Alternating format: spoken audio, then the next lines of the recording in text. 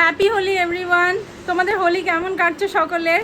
তো দেখো আমারও অনেকটা লেট হয়ে গেছে, এখন 12টা বাজে। তো আমি সকালবেলা উঠে সমস্ত কাজকর্ম করে এখন স্নান করে ঠাকুর পুজো দেওয়া হয়ে গেছে, ঠাকুরকে আবির দেওয়া হয়ে গেছে। বাবা ভাই দীপ ওরা অলমোস্ট মানে অনেকক্ষণ আগে ছাদে চলে গেছে, হোলি খেলা শুরু করে দিয়েছে। আর আমাদের এখানে পাড়ায় তো সকাল থেকেই স্টার্ট করে দিয়েছে হোলি খেলা। শুধু মানে আমার অনেকটা লেট হয়ে গেছে, ওরা বারবার করে ডাকছে।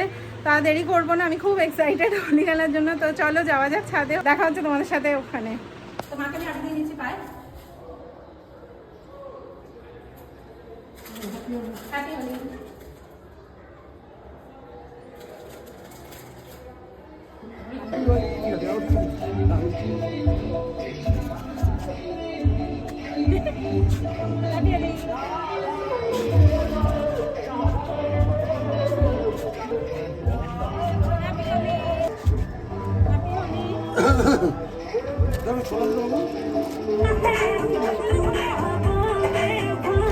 হ্যাপি হোলি।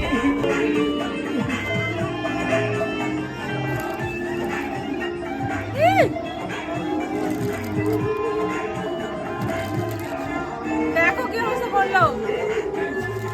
হ্যাপি হোলি।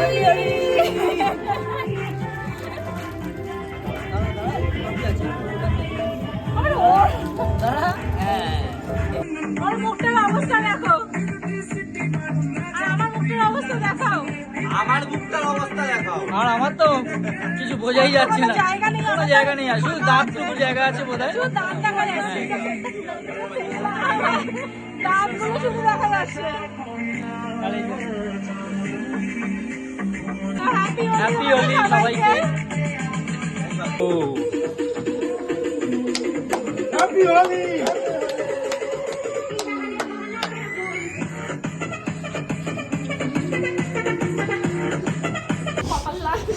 কপাল তো ঝুলপি হয়ে গেছে লাল রঙের, দেখ না।